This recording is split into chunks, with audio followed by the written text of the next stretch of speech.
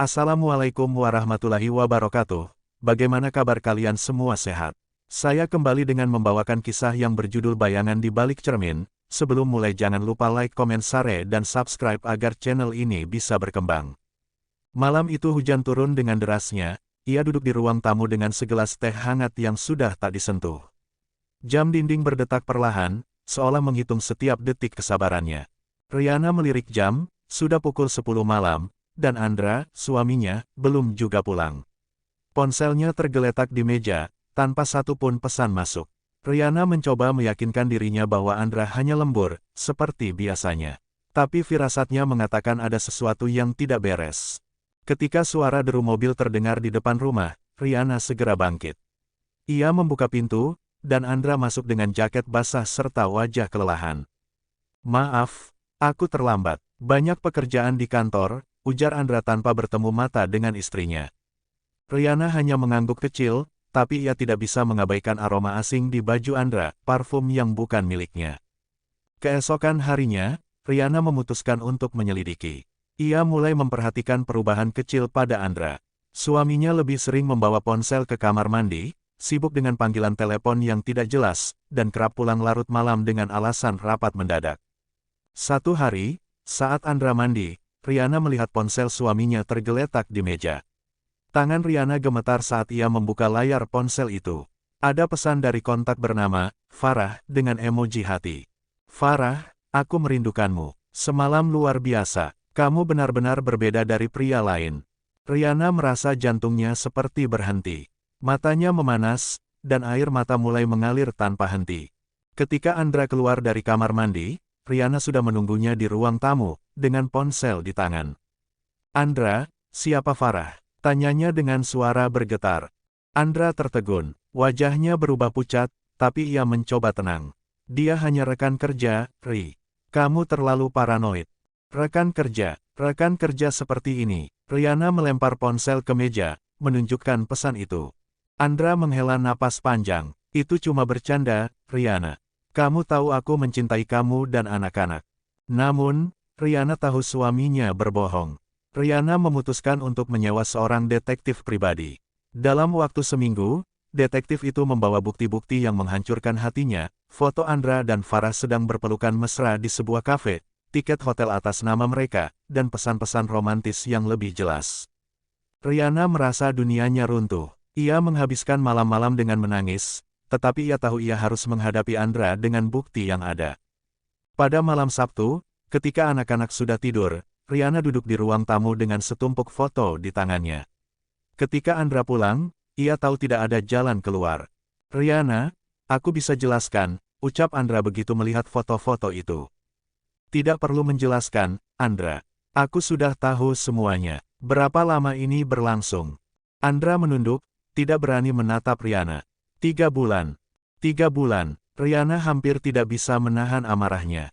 "Selama 3 bulan, kamu mempermainkan aku dan anak-anak kita. Aku tidak bermaksud menyakitimu, Riana. Aku kehilangan arah. Farah hanya pelarian." "Pelarian, apa aku tidak cukup untukmu?" Andra terdiam, ia tidak punya jawaban. Ketika Riana mencoba mencari tahu lebih dalam tentang Farah, ia menemukan bahwa wanita itu bukan hanya sekadar selingkuhan. Farah ternyata adalah mantan tunangan Andra, yang dulu ditinggalkannya demi menikahi Riana. Riana merasa dikhianati 2 kali lipat. Ia memutuskan untuk menemui Farah secara langsung. Riana menunggu di sebuah kafe, sesuai dengan alamat yang ia temukan di laporan detektif. Ketika Farah muncul, Riana terkejut. Wanita itu tampak anggun dan tenang, jauh dari gambaran yang ia bayangkan. "Kamu pasti Riana," sapa Farah dengan senyum kecil.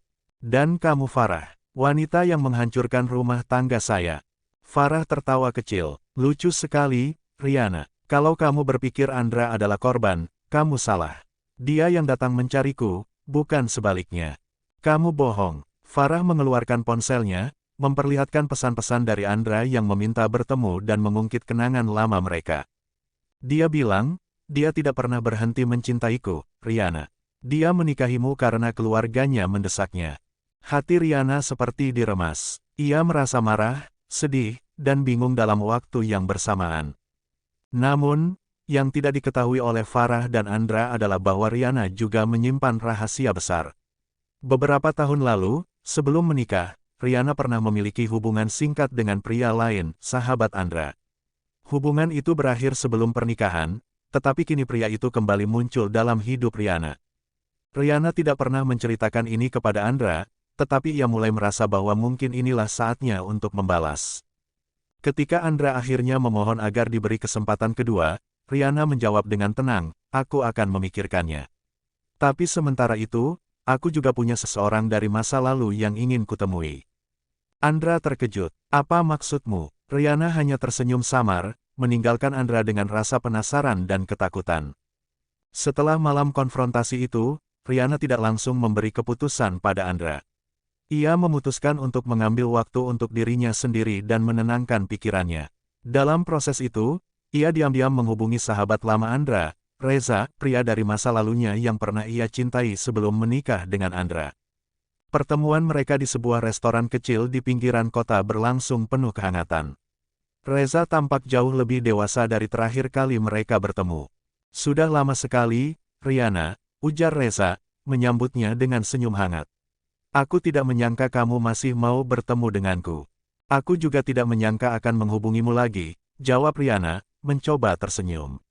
Namun, sorot matanya menyiratkan beban berat. Reza memperhatikan perubahan di wajah Rihanna.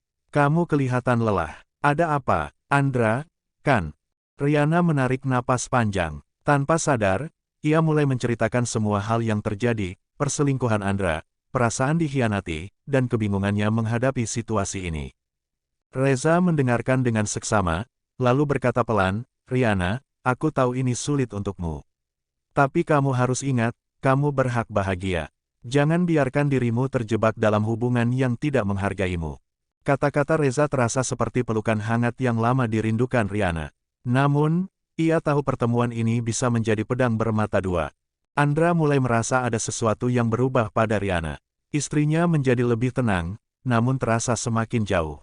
Ia juga mulai sering keluar rumah tanpa memberitahu kemana tujuannya. Pada suatu malam, saat Rihanna baru saja pulang, Andra menunggunya di ruang tamu. "Rihanna, kamu pergi kemana?" tanyanya dengan nada curiga. "Keluar sebentar," jawab Rihanna singkat. "Keluar? Dengan siapa?" Rihanna memandang Andra dengan sorot mata tajam. "Apa aku harus melaporkan semua kegiatanku padamu, Andra? Setelah apa yang kamu lakukan, aku pikir aku punya hak untuk menikmati sedikit kebebasan." Andra terdiam. Ia tidak bisa menyangkal bahwa Rihanna benar. Namun, rasa takut kehilangan istrinya mulai menguasai pikirannya. Farah mulai mengancam. Sementara itu, hubungan Andra dan Farah juga mulai retak. Farah merasa lelah menjadi orang kedua dalam kehidupan Andra. Suatu malam, Farah menelepon Andra dan mengancam akan memberitahu semua orang, termasuk keluarga besar mereka, tentang hubungan terlarang mereka. "Andra, aku tidak bisa terus begini. Kalau kamu tidak meninggalkan Rihanna, aku yang akan mengakhiri ini dengan caraku," ancam Farah. Andra panik. Ia tahu Farah serius dengan ancamannya, tapi ia juga takut kehilangan Rihanna dan anak-anaknya. Farah, yang selama ini terlihat sebagai korban cinta buta, ternyata memiliki rencana tersembunyi. Ia bukan hanya mantan tunangan Andra, tetapi juga seseorang yang menyimpan dendam mendalam atas penghinaan yang pernah ia alami saat ditinggalkan Andra di masa lalu. Dengan cermat, Farah mengumpulkan bukti perselingkuhannya dengan Andra, termasuk foto dan pesan. Ia mengirimkan semuanya kepada Rihanna melalui email dengan catatan singkat. "Mungkin ini akan membantumu membuat keputusan." Dari mantan tunangan yang tahu bagaimana rasanya dikhianati. Rihanna terkejut menerima email itu. Namun, alih-alih marah, ia merasa semakin yakin bahwa Andra tidak pantas mendapatkan kesempatan kedua. Rihanna mengambil kendali. Rihanna memutuskan untuk berbicara dengan Andra sekali lagi. Kali ini, ia membawa bukti tambahan dari Farah. "Aku sudah membuat keputusan, Andra," ujar Rihanna tegas. Andra terlihat panik. "Rihanna, kumohon, beri aku kesempatan. Aku bisa berubah." "Tidak ada ruang untuk berubah, Andra. Kamu bukan hanya menyakiti aku, tapi juga mempermainkan wanita lain. Aku tidak mau anak-anak kita tumbuh melihat ini sebagai contoh hubungan yang sehat." Rihanna menyerahkan surat gugatan cerai yang telah ia siapkan. Andra terdiam, tidak mampu berkata-kata. Setelah proses perceraian dimulai, Andra kehilangan kontrol atas hidupnya. Karirnya di kantor terancam karena skandal dengan Farah mulai menyebar. Di sisi lain, Rihanna menemukan kekuatan baru dalam dirinya. Ia mulai fokus pada karir dan anak-anaknya, sambil membangun kembali kehidupannya. Reza, yang selama ini hanya menjadi pendengar setia, perlahan kembali hadir sebagai sosok pendukung. Namun, sebelum hubungan mereka berkembang lebih jauh, Rihanna menyadari satu hal penting. Ia tidak membutuhkan pria manapun untuk merasa utuh. Cerita ini berakhir dengan Rihanna berdiri di depan cermin, memandang bayangannya sendiri dengan senyum penuh keyakinan. Untuk pertama kalinya, aku merasa bebas, bisiknya pada dirinya sendiri. Pesan moral, kisah ini menunjukkan bahwa dalam menghadapi pengkhianatan dan kehilangan, kekuatan sejati muncul dari kemampuan untuk mencintai diri sendiri dan melangkah maju. Terima kasih telah mendengarkan cerita ini. Saya harap kalian bisa mengambil pelajaran dari kisah ini.